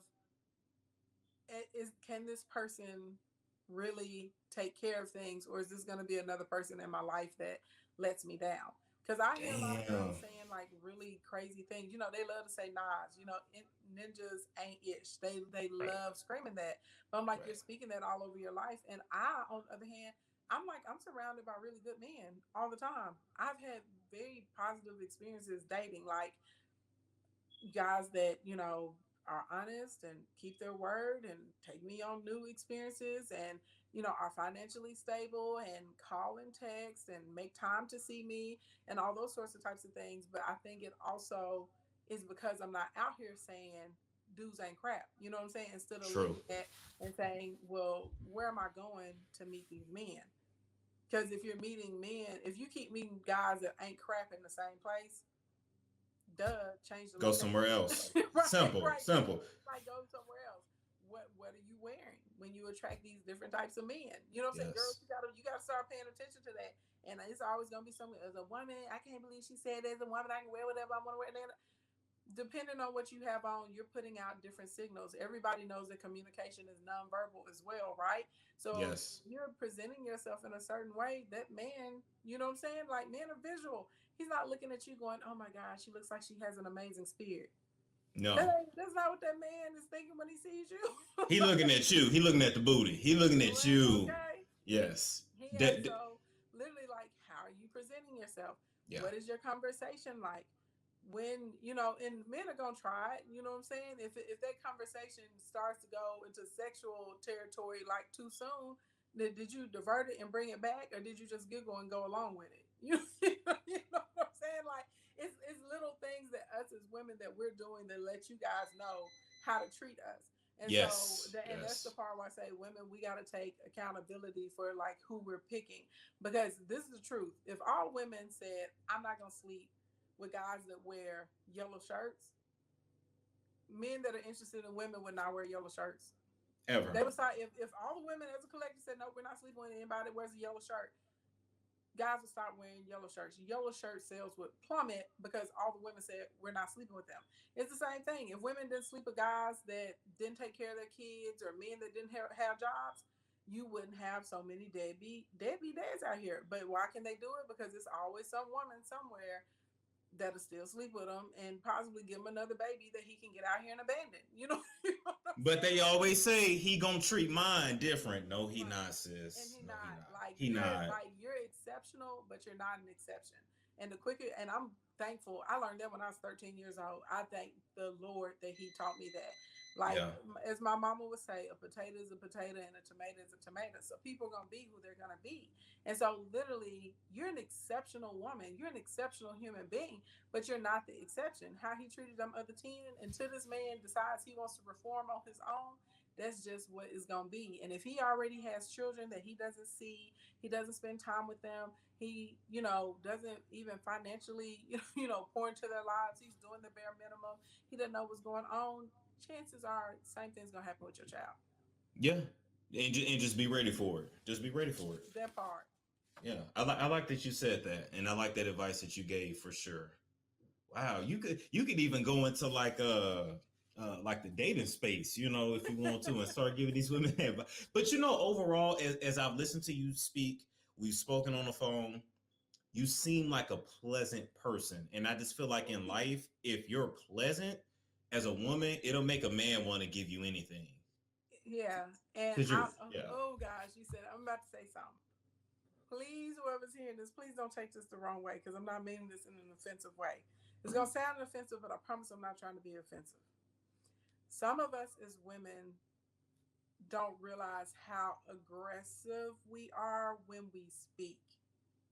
And I would challenge you, if you're a woman and you find that you're getting into confrontations all the time, if you get told no more than you get told yes, um, if you're always constantly having fallouts with like friends or colleagues and family members, if you're always having to get somebody together or tell somebody what it is, I would challenge you to really start being more conscious of the way that you speak and the tone and the words that you're using, and see if you can change or mimic them. And if you don't know what to say or how to change it, just start looking at women that get what they want.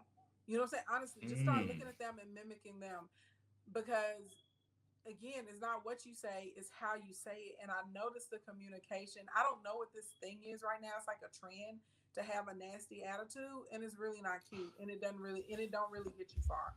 Okay. And I'll see, the girls like, the fuck, who you talking to? What? It's not cute, sis. yeah. It's not gonna work for the long term. It's not gonna get you where you're trying to get in life. People respond more to politeness, courteousness, sweetness. Even if somebody else is in the wrong, if you can try and keep your temper, you know what I'm saying, and be polite, and maybe even ask, can you speak with someone else, or if someone else can help you, you will find that you will get very positive results. A lot of times people will be super apologetic. They'll give you all kinds of extras and bonuses. I'll start off and I'll tell somebody, it could be something as simple as me calling customer service. Okay, I apologize if I sound rude or if I'm disrespectful. I'm not trying to be. I'm just frustrated with the situation.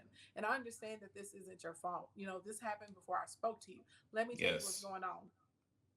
People magically, oh my God, I'm so sorry. Let me help you this. Let me see what we can do.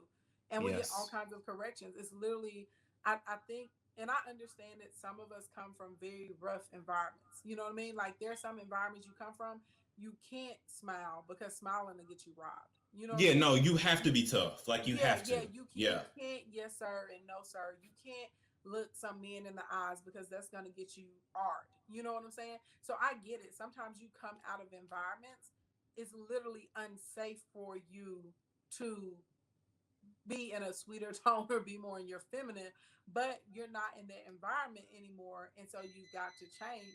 And so a lot of times, like, we're in our own way, and it's like they can't figure out why are people responding the way that they are, or why aren't things ever going in their favor, or why are they having such a challenging time getting what it is.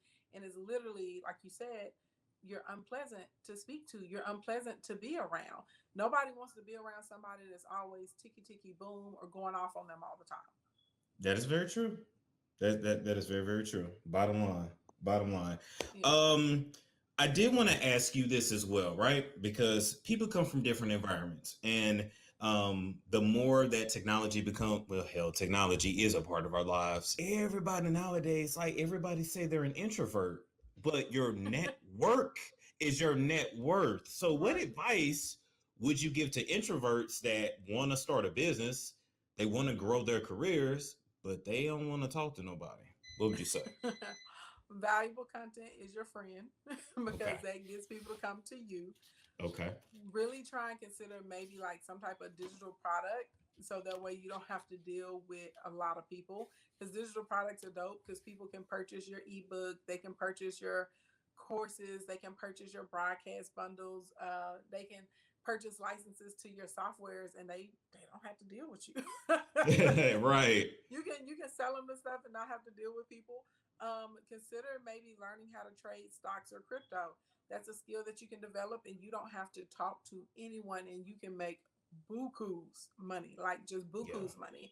But if you're going to be doing anything else outside of that, you're going to have to get comfortable being uncomfortable, and you really need to spend 2 to 3 hours a day talking to other people and making connections, and then take the rest of the day to go back into your little shell and recharge, because you're not somebody. People got really mad at me. I had posted this a few weeks on my page that it takes more than hard work, and it does. It But does. think about all the people that you know that work hard and they still broke, that work Well, hard and they still have no time, that work hard and they still haven't accomplished their goals. And then, right, I think all of us have experienced seeing someone get a job or a position or promotion or opportunity or a scholarship or something. You see it all the time. Why are they getting it? Because of their network, not because of their skill set, not because of their education, not because they can, not because of performance. Like, it has nothing to do with merit. It literally is, they knew somebody that knew somebody, or they knew this person. And so a lot of us have to work on developing our soft skills, and you have to be able to network with people to be able to get different things. Literally, that is what it is. Some of the biggest opportunities and big brand companies that I've worked with, it did not come, because they were looking at my resume. It came because of my network, and then my resume just happened to back it up. But I would have got it either way just because they like me. Yeah, no, literally Yeah. you would have. I'll say even for myself, right? The times when I got like a promotion or I was able to transfer to the department I wanted to, it was because, oh yeah, I know Storm. Oh yeah, I know him from such and such, or I know him from here, or it was always based on that good rapport. So if you don't want to talk to nobody, I don't know what you're gonna do. That part, like, you're gonna have to, like, either, like I said, better get into stocks. You better learn how to do these robotics so you can program all the robots and the automation. Or if you can do digital products, like I said, you don't really have to talk to people, and you can put out really good content. Q&As. Maybe hire yourself a service department, and then you don't have to deal with people. I like that. I like that idea too. And if you do work a job, get to know your bosses. Yes. At least so you can get a good reference when you go somewhere else. Yes. And if you're leaving, I'm so tired of people talking about just jump, just get out there, just go off of faith. There's only like 0.001% of people that God actually said, leave your job right now. Most of y'all need to put together an exit strategy. It's going to take you anywhere from 6 months to 18 months to actually get ready to leave that job. So you can have a proper savings in place, because let me tell you, when you get ready to leave, especially if you're going on a destined path, anything that can come up, It's going to come from up. the roof falling into your tires exploding, to one of your kids breaking or fracturing a bone, it's going to come up. So you need to have a pad of cash set aside, so when it comes, it's nothing. You just like, got it. Okay. Yeah. Also, you are going to need to take some time to try and develop a little bit of clientele, or develop your podcast or audience, or whatever it is that you're doing, your store. You got to be able to get out there, network, and make some connections. So you need a little bit of time for that.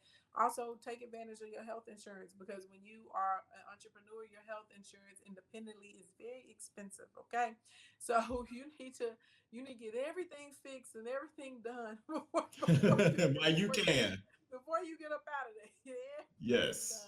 Then go over, okay, and get that sorted out. And then you need to be able to figure out literally what does it take for you per month to live comfortably, so you can try and get as close to that as possible before you get up out of that 9 to 5.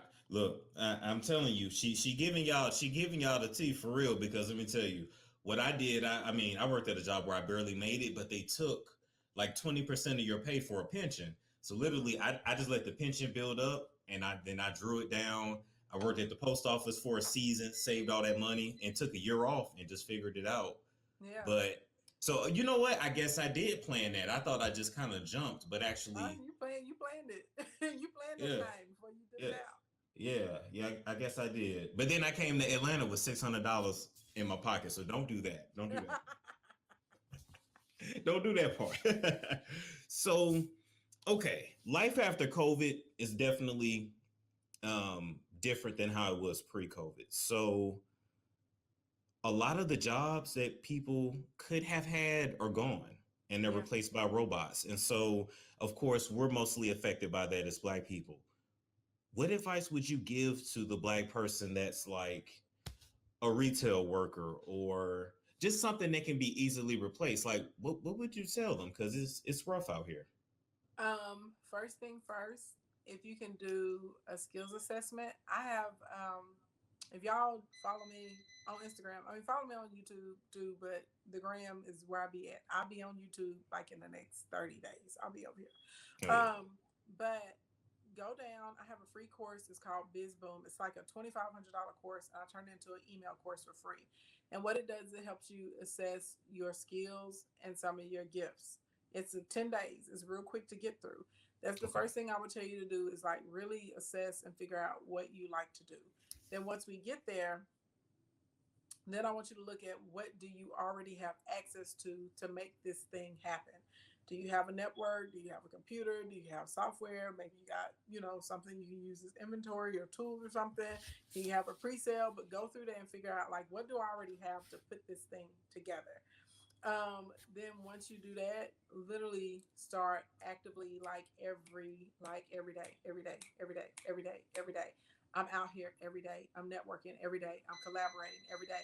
I'm connecting with somebody. So that way you can start to build up if you want to do your own thing. If you feel like doing your own thing isn't really for you, then I would really encourage you to start taking some financial literacy courses and classes so you can learn about insurance policies. You can learn about your interest rates. You can learn about different opportunity zones, right, inside of your community. You can learn about different tax credits that you can get. So that way you can try and retain as much as your money as you can. And then also know how to move your money so it grows as quickly as it can. Because a lot of Black people don't know that you can use insurance to build wealth. And it's actually less riskier than real estate. It's less expensive and very easy to get into. And it's transferable, right?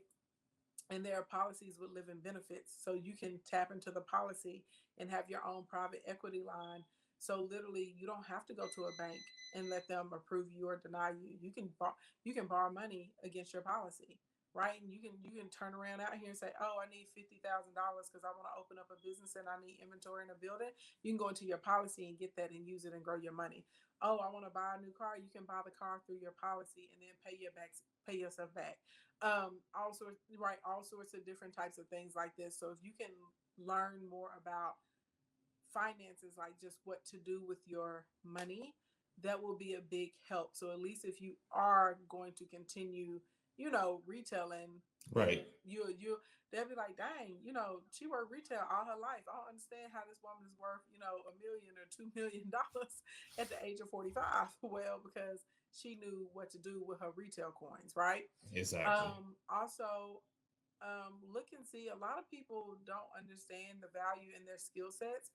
You may be able to start consulting. Consultants always make a much higher rate. So if you've been in retail for 18 years or 19 years, if you know everything about buying and inventory and audits and restocks and clearance sales and how to determine what should be moved, when to get more, those sorts of types of things, you may be able to open up and operate as a consultant for other independent boutiques and retail stores, right? But again, it's all about the skills assessment, and then you just trying to figure out what you want your life to look like. And then lastly, if you just want to get out of that field altogether, it may be time for you to develop a new skill. And I definitely am going to be, for me right now, I push people either into robotics or you need to learn crypto or the stock market. If you really sit down, you can learn crypto and the stock market. Seriously, you can learn that in like 2 months. You really can. If you're dedicated to learning it. Yeah. Yeah. If you're dedicated, you can learn that in like 2 months. And all of a sudden you can flip, $2,000 into $100,000 and you can do that in 30 days. And I'm not even exaggerating. So, it's about, do you want to take the time to learn the new skill and put it into action? I hear you. Wow. Ooh, we touched on some good stuff today. So let's roll through some more stuff real quick. Okay. I see that you have always been yourself on social media, right? Yeah. Like I'm me, take it or leave it. Do you believe we are finally in times where Black people no longer need to code switch? Or do you recommend code switching until you can work for yourself? Like when do you be yourself and when can you not be yourself? Definitely when I was in the corporate world, I still had the code switch. So that's when I decided to come into social media. I was tired of that ish. I was like, I didn't want to come on and say, hi, my name is Ashley. I'm one of the top social media strategists in the nation. And today I'm going to share a few tips with you guys on how we can build really strong and dynamic brands across social media platforms. I won't do that, child. I'll jump off a bridge. I'm tired of that. So, if it's necessary, you got to do what you got to do until you can get where you are, where you want to be. But when it comes to you building your own businesses and your social media, we're definitely in a time where people gravitate more towards authentic personalities and being yourself and where you can be relatable. So I don't think when it comes to your social presence that you should be trying to assimilate. I think you should be exactly who you are. But like I said, if you're still working in 9 to 5, you know what I'm saying? Like I still needed my 9 to 5 check for a while before I went out and did my own thing. Hey, wasn't no crystals on the nails. You know what I'm saying? I wasn't out here talking about money and blink, blink, blink. It wasn't, none of that was happening. Right. Because I need to get that good check. I hear you. No, I hear you. Because I remember even I still had that job and I was making the videos and I used to be really rough and raw when I first started. And I was like, well, let's just hope they don't find it. Okay. Let's just hope they don't. So, okay. Let's talk about this real quick. Isn't it funny how things how things come back around, how God will really just show you how you was in the right place the whole time. I came across your content 2017, 2018, and you gave me some good advice on what I would need to do if I wanted to be what I said I wanted to be, right? Right. And then we talk on IG and you said, well, I've been watching you on YouTube. And so how did you find my content? I don't think we ever talked about that part. So you clearly had some good meta tags or something put in there because you came up in a suggested viewer watch. I was watching Lovely Tea. I'm a tea sipper. I like Lovely Tea. And you came up suggested next to her, and it was one of your little thumbnails. It was, what was it? It was somebody that it's some trending story that I didn't have time to get into the story, but I was like, he's covering this story. I was like, let me go and watch. I can't remember who it was though. I didn't have time to do the research. So I was like, well, let me watch a couple of bloggers' opinions about it. And when I watched it, you had me so tickled. I was like, this man is hilarious. I was like, I cannot breathe. I was like, clearly he is doing what he is supposed to be doing on this planet Earth. Clearly, clearly, he is doing everything he is called to be doing. But and then I was like, well, let me watch another. And I think I binge watched probably 10 pieces of content from you. And I was like, I love it. I was like, I'm here. I'm a Stormy. I'm I'm in the building. Because a lot of times people come to me and they're like, I want to do this. And maybe what they want to do don't want to do them. But ooh, yeah. but it wasn't like that. And I was just like, okay. I was like, this is lit. This is lit. I love the way that you deliver information. I like, that you're not afraid to go there with the skits and get people really involved. I love all of it. And then I love how, you'll slide a little bit of realness and, truth in there. It's like, yeah, we're talking about pop culture. And then all of a sudden you'll be like, boom, but let me put some real stuff in here real quick. Real quick. In between this pop culture stuff, let me go and slide in some real for you. I love it. I think it's fantastic. But yeah, that's how I can't remember what the story was though. It was just something that I was like, I'm not going to dedicate the time to really go research and look into this. But I wanted to know because if things are trending, sometimes, I can take it and turn it into content that's relative to what I got going on. So I depend on a lot of the bloggers a lot. I ain't got time to be in all these people's businesses and learning all the details. And so normally, if I can find somebody with good details and they're telling the truth about what's going on, I will go and see oh, okay, well, let me take this piece for this and let me take that piece for that. I love it. And that's also another tip for people with businesses. Sometimes you gotta ride that wave. You see everybody talking about something, you better figure it out. Heck sure, you better figure out, or even little trendy dances and sounds and stuff like that. Yes. Yeah. You better use it. You better use it. What was your opinion on Monique saying that women shouldn't be out in public with bonnets? I think that's a woman's personal decision if she want to wear the helmet of salvation or not in public. Now, as for me, you're not gonna see me in the helmet of salvation in public. I keep my helmet on in the house most times, scars. But I think, if a woman, she's just like, hey, I gotta run in and out and get something, or who know, you don't know what's going on underneath that bonnet. It may be better for sis to keep that bonnet on for everybody involved, right? Hey, sometimes you don't have the option to stay in the house. Sometimes it's an emergency. You gotta do what you gotta do. Maybe True. what's going on underneath that bonnet won't fit underneath a baseball cap or a hat.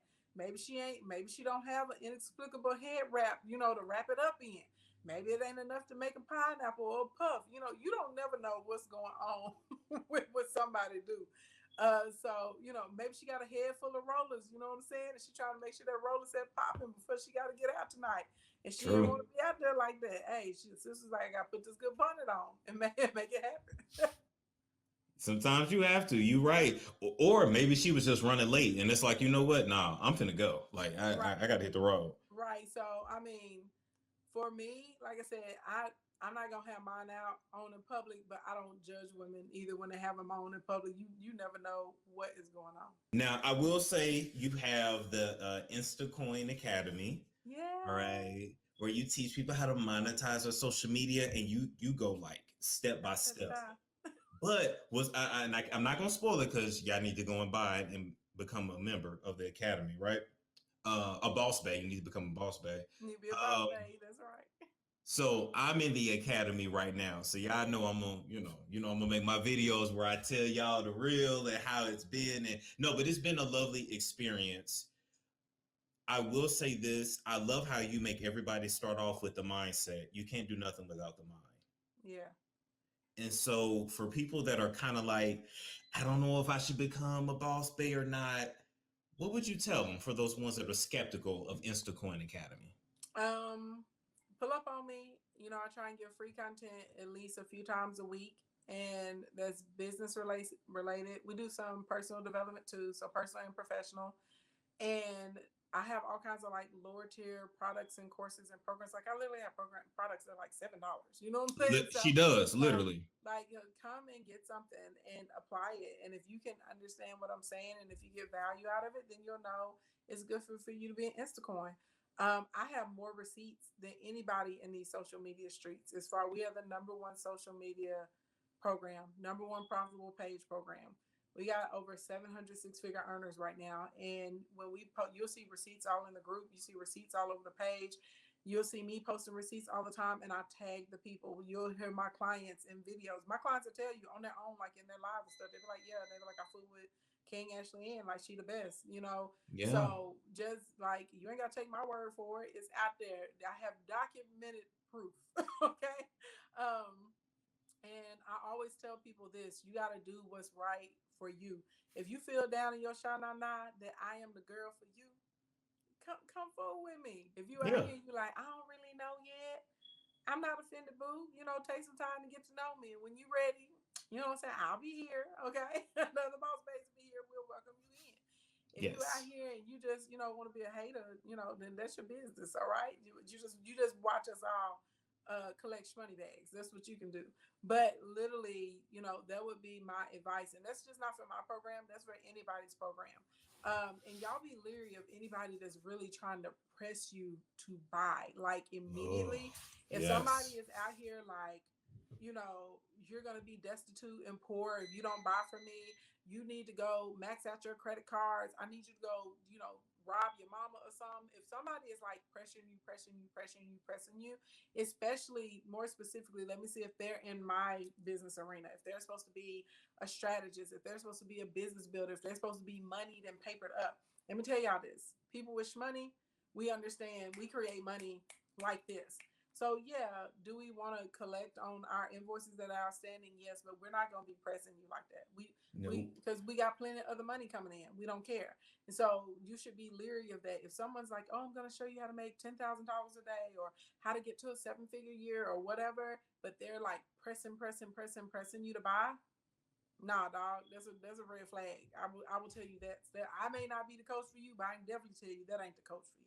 Yeah. Also, if they don't have receipts, any of us that really do what we supposed to do, we proud of our receipts. I love flexing mine. I like rubbing it in my haters' face. I like rubbing it in my competitors' face. I put receipts out everywhere. I like receipts. So if you're thinking about working with someone that ain't got no testimonials, that's another red flag. Stay away from them. And any of us that are really about what we're doing, we always have some type of free content somewhere, from a webinar to, live streams to ebooks or whatever. We always have something, somewhere for you. So yeah, so that's what I would tell you. But if you want to get in though, come on, it's the best. You know what I'm saying? We're number one. We're number one. and I'm telling y'all, when I become a multimillionaire, I'm already shouting about Ashley. I'm gonna really be shouting because you know what I said. It's coming. Now, like the $1 million year is coming. Like, amen. Yeah. Amen. It's coming. It's not gonna take a long time either. If you don't roll into it this year, you'll definitely be there next year, probably like midway. Yeah, I'm definitely confident of that too, because I ain't gonna lie, I got my eye on this Porsche that I want. And but then I saw where you can like buy a Porsche with your business credit or buy it and use it for a bit, and I'm like, you can. My business purchased my Rolls Royce. Yes. I'm gonna ask you how you did that because I want this Porsche real bad. Yeah, my business also purchased the Range Rover. Yep. Yes. Okay. It's the game. It's the game for sure. So before we go, Ashley, any final projects you want to promote? Anything you want to let the people know? And then let them know once again where they can find you. First of all, thank you so much for giving me the time today. I'm really excited. And I'm excited to meet everybody, all the stormies and stormettes out here in the streets. I'm excited to meet all of y'all. But first, text commas with the letter K.